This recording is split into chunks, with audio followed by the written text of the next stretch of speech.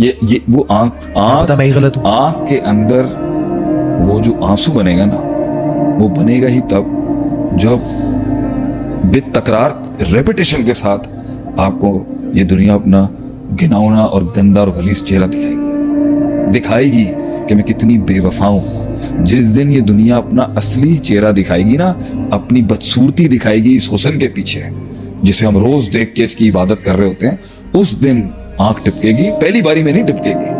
अभी तो मछली अभी भी उम्मीद रखती है कहीं ना कहीं पे फड़फड़ाहट, अगर मैं अभी प्रॉपरली टूटेगा, रोज टूटेगा, रोज गिरेगा, रोज मरेगा, रोज उठेगा उस दिन।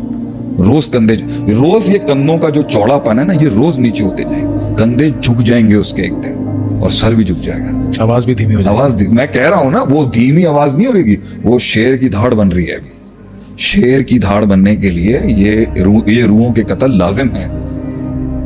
ये कत्ल लाजिम थे उस शेर को शेर बनने के लिए, लाजिम था ये कत्ल उसका। दुनिया का हर इंसान उसे इग्नोर कर रहा होगा, मगर दुनिया की और आसमान की एक बहुत बड़ी मखलूक सिर्फ उसे देख रही होती है। This is the reformation of a king. एक बादशाह जन्म ले रहा होता है इस टाइम, अगर सही प्रोसेस से गुजर। जो पहले हुआ वो उसने एक टाइम पर एक ऐसी सल्तनत का बादशाह बनना है जहां वो अकेला होगा और उसे पता होगा कि तन्हाई कैसे काटनी है। जिस दिन उसने उस दौर में जंग का ऐलान करना है ना, जब वो कॉन्करर होगा, अभी तो सर्वाइव कर रहा है, जिस दिन वो कॉन्कर करने जाएगा ना, तब भी वो तन्हा होगा, लेकिन उसे तन्हाई में फैसले करने और लड़ने की आदत होती है। इसलिए कौम उस वक्त उसकी तन्हाई के अंदर उसकी सर्टेनिटी पे यकीन कर लेगी। सोच ही रहा, अगर जो कह रहे हैं सही कह रहे होंगे शेख साहब, क्योंकि वो तन्हाई में उसे डाउट में आप उसकी कन्विक्शन और सर्टेनिटी पे कौम उसके साथ होगी। क्यों? वो हिल ही नहीं रहा ना। जब कौम देखेगी कि इस तन्हाई में भी उसका स्टांस खड़ा हुआ है, इसका मतलब है वो गुजरा है ना किसी चीज से। और सर्टेनिटी और कन्विक्शन लीडर की यही तो गिराती है लोगों को, कि हर गंदा पैंतरा तुमने इस्तेमाल कर लिया है। शेर आज भी अपनी जगह पे खड़ा है, बट ये स्टार्ट है, वो मकाम है, उसमें तो हम आगे पहुंचेंगे। लेकिन अभी तो ये है, अभी ये इसकी बेचारे की जो है, ये बेचारा तो नहीं मैं कहूंगा इसको, अभी ये आ रहा है कि जो पहले हुआ है वो दोबारा तो नहीं होगा। ये डाउट, ये तो पहाड़ होंगे अभी सर। अगली शादी तो नहीं कहीं खराब, अगला इदारा खोलने जा रहा हूँ ये तो नहीं गिर जाएगा कहीं, अगले पे ट्रस्ट करना, अगले शागिर्द तो नहीं कहीं गद्दारी कर जाएंगे, अगली मोहब्बत तो कहीं फेल नहीं हो जाएगी, अगला डील जो है कहीं वो इससे भी जो बचा कुचा रखा हुआ है कहीं वो तो नहीं उड़ जाएगा आगे से। अब तो नहीं कहीं फंस जाऊंगा किसी गैरों के हाथ में। नया leader, fear of the president, नई जमात, नया लीडर, नया मसलक, नया मजहब, नया दीन। सोचे कोई नॉन मुस्लिम मुसलमान हो रहा और ये मुसलमान इतने लोडेड प्राइड और एरोगेंस में कह रहे थे नहनु मुस्लिमून। सोचे उस पर क्या स्ट्रेस होगा जो इस्लाम में आ रहा होगा कि यार अगर ये भी सलमान फारसी, यार क्या स्टोरी है। पहला आलिम, ये भी वैसा निकला फिर नहीं, हर बारी में आलिम फौत हो रहा है। जिस उस्ताद के पास जाते हैं फौत हो जाता है बंदा। ही कहते हैं मेरी प्रेजेंस की वजह से तो नहीं फौत हो रहा कोई। हर किस्म की सुपरस्टिशन आ सकती है ना, उनको तो नहीं आई, क्योंकि मैं वैसे ही बात कर रहा हूँ। तो इतनी बड़ी एक 11 फाइल हुई है चैप्टर, तो ये तो डाउट तो आएगा। फूंक के डर रहे होंगे, आखिरी के पैसे पड़े हुए, ये लगा रहा हूं कहीं नहीं। मतलब आपको ऐसी लोग बोलेंगे ये लास्ट चांस है आपका बेटा जी। इसके बाद वो जिंदगी जिस पे शर्तें ना रखी जाए, ये भी कोई जिंदगी है। वो जिंदगी जहां मदद शर्तों पे ना मिले, ये भी कोई जिंदगी है। वो जिंदगी जहां कर्ज शर्तों पे ना मिले, ये भी कोई जिंदगी है। वो साथ जिस पे कंडीशन ना लगाई हो लोगों ने, ये भी कोई साथ है। ये तो गद्दारियों बेवफाइयों का जो मैं सफर कहता हूं ना, शर्तें लगाएंगे लोग बैठ के, अल्टीमेटम्स देंगे, अल्टीमेटम्स होंगे, शर्तें होंगे, कंसिक्वेंस होंगे, और इसमें उसने स्टार्ट लेना है अपना। हर जगह पे खौफ और हिरासत है कि कहीं ये ना गिर जाए, कहीं दूसरा चांस भी मेरा खराब ना हो जाए, कहीं दूसरी अपॉर्चुनिटी भी अपना असल रूप ना दिखा जाए, कहीं अल्लाह ने मुझ पे हाथ तो नहीं उठा लिया परमानेंटली। मैं सब्र यकीन लेके आया हूँ अल्लाह के पास से, फिर रास्ता नहीं खुल रहा, कहीं अल्लाह ने वाकई हाथ तो नहीं उठा लिया। इन्ना अल्लाह ला यज़ीउ अजरल मुहसिनीन, के ये वाकई कहीं मेरे लिए तो नहीं लग रही मुझे कि कुछ और तो नहीं है। इन्ना बदशा रब्बिका लशदीद की ज़िम्मन में तो नहीं आ गया, कहीं वाकई पकड़ तो नहीं होगी कि वाकई शेख साहब के लेक्चर जो हैं वो तो मैं हूं भी या नहीं सही, और वो भी कौम बैठी हुई होगी, द डेमोनिक इब्लीसी फौजी, वो तो आके कह रही होंगी देखो एक ऑप्शन है अभी भी, इधर रू बेचो, ये सारे से क्रॉस करा दूंगा मैं तुम्हें। बाईपास दौलत, पैसा, शोहरत, नाम, कॉन्टैक्ट्स, हमारे पास अपनी फौज है। क्या रहमानी दुनिया के अंदर बैठ के काम कर रहे हैं, आओ हमारी शैतानी दुनिया में ये क्रॉस करके इनको सबको तुम्हारे पैर के नीचे ले आऊंगा। कीमत बोलो अपनी, वो एक टोल होगा, बार बार माइंड जा रहा होगा यार मैं थोड़ी सी हैंकी पैंकी कर लेता हूँ, शायद निकल जाऊँ। सही है। थोड़ा सा फिर कहीं मैं फिर से स्टॉक एक्सचेंज में एक 50 लाख नहीं तो 10 लाख लगा के चेक कर लेता हूँ, शायद हिट लग जाए। शायद अब बढ़ जाए। इसके बीच के अंदर फिर कहीं जाएगा, एक जेन्युइन मेहनत के लिए एक नए बंदे से मुलाकात करेगा, हो पाएगी कि जी हम आपको बड़ा पसंद करते हैं, हम आपसे मिलना चाहते हैं, मिलने जाएगा वहां पर। वो एक और भी तो था ना, उसके कितने रिश्ते रिजेक्ट हुए थे, उसके 100 रिश्ते रिजेक्ट हुए थे, बंदे के 3 रिश्ते रिजेक्ट हो गए। बड़ी हिम्मत थी वैसे उसकी। उसकी भी बड़ी हिम्मत, 100 रिश्ते रिजेक्ट हुए।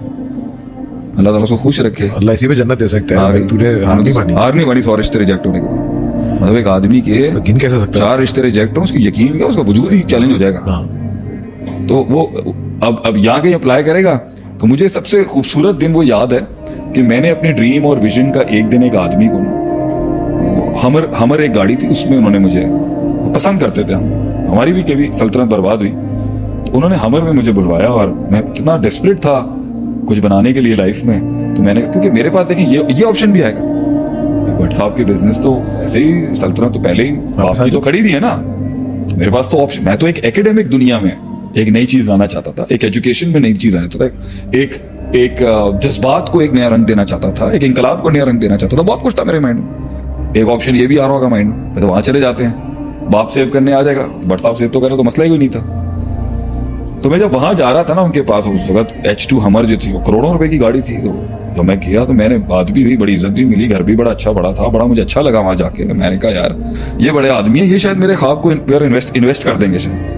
तो मैंने अपनी ना पूरी फीजिबिलिटी दिखाई, जी हार्वर्ड का ग्रेजुएट, मदरसे नहीं गया, मदरसे का ग्रेजुएट, हार्वर्ड नहीं गया, तो मैं दोनों दुनिया को एक ब्लेंड करके एक ऐसा एजुकेशन इस्लामिक सेंटर बनाना चाहता हूँ जिसके अंदर लिबरल भी केटर हो जाए और कंजर्वेटिव ऑर्थोडॉक्स भी हो जाए, मगर मेन प्रिंसिपल्स खराब ना हो, जिस तरह कुछ लोगों को कभी ठीक है सर सैयद साहब के साथ कोई प्रॉब्लम्स हुई।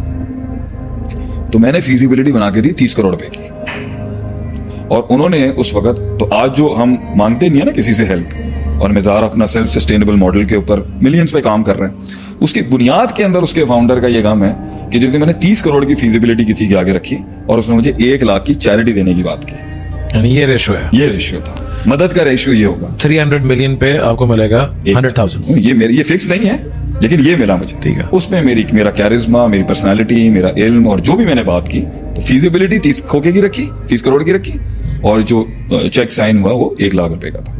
तो इस तरह से आपका स्टार्टअप होगा कि ये रेशियो पे हेल्प है, तो और वो फिर जुमले अच्छे मिलेंगे, नहीं जबरदस्त। हर कोई रिलेट कर सकता है। आप जब काउंटर पे बेचने जाते हैं किसी की चीज, वो पहली दफा आप जो रखते हैं तो उस पे जो वो जुमले कहता है, आप प्राइस कोट करते हैं, वो जवाब ही नहीं देता आगे से।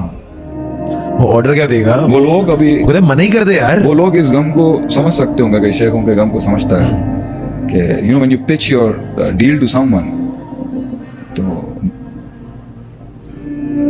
मैं उस दर्द को समझ सकता हूँ, मैं उन हालात को समझ सकता हूँ। शायद मेरे मिजाज से लोगों को ना लगता हो कि लोग, लेकिन बहुत अरसे से लोग सुनना चाहते थे कि क्या हुआ, तो मैं बिट्स एंड पीसेस सुना देता हूँ।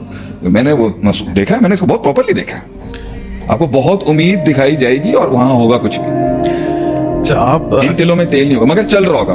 अच्छा, एक चीज यहाँ पे थोड़ी टेक्निकल है, बताइएगा कि ये सेफ जोन है, यहाँ जाना चाहिए नहीं जाना चाहिए इंसान को इन हालात के अंदर, जब बिल्कुल अजनबियत है और पल्ले कुछ नहीं है, अल्लाह साथ है अभी, और ये सोचना चाहिए जो छोड़ के जाने वाली है ना, या कोई जो छोड़ के जाने वाला है, हाँ। अभी तो हम अब सोचे ये प्रोसेस चल रहा है ना, वो दूसरा नोटिस भेजेगा बाप को, जिसकी वजह से या जिसके साथ ये हुआ है।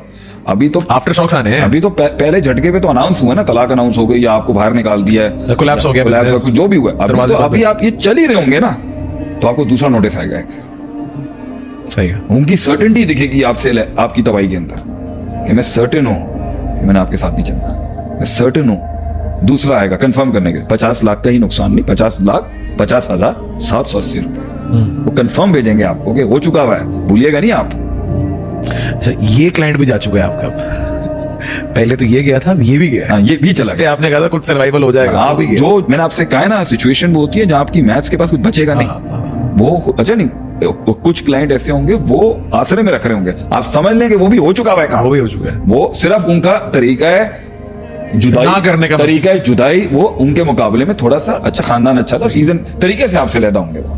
लड़के के पहले बाप ने मना किया था, लड़की ने भी अब कह दिया कि अब नहीं हो सकता, अब मना हो गया। और कुछ इस तरीके से मना करेंगे, हम देख रहे हैं, हम आपको जरूर बताएंगे, इस्तिखारे में नहीं आया हमारे, नहीं आसरा देंगे, कुछ रखेंगे आपको। सही है। इसमें सबसे खतरनाक वक्त वो होता है जो सबसे हर्टिंग है, कि एक तो आपको स्ट्रेट नो करेंगे ना, चलो भाई निकलो यहाँ से, एक वो लोग होंगे जो आसरा दे के आपको रखेंगे, उनमें इतनी शर्मिंदगी होगी कि आपकी इतनी शान देखी है हमने एक टाइम पर, हाँ। उनकी असल में शर्म उनको आ रही होगी कहने के लिए कि भैया माजरत चाहते हैं, मतलब माजरत भी आपसे, हम माजरत भी नहीं करना चाहते, हम चाहते हैं कि ऐसा वक्त आपको आए face ही नहीं कर कि सकते। आपको हमें देखना ना पड़े, क्योंकि आपको हमने बहुत शान पे देखा है किसी जमाने में। तो बेहतर होगा कि आप सामने नहीं आए, आप सामने आएंगे ना तो मुझे वो काम करना पड़ेगा जो मैं कभी आपके लिए नहीं सोच सकता था।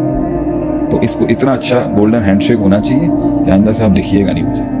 तो वो किसी ने बड़े अच्छे जुमले कहते हैं ना किसी वक्त के अंदर के, जुदाई ऐसी हो कि नाम ना लेना पड़े कभी।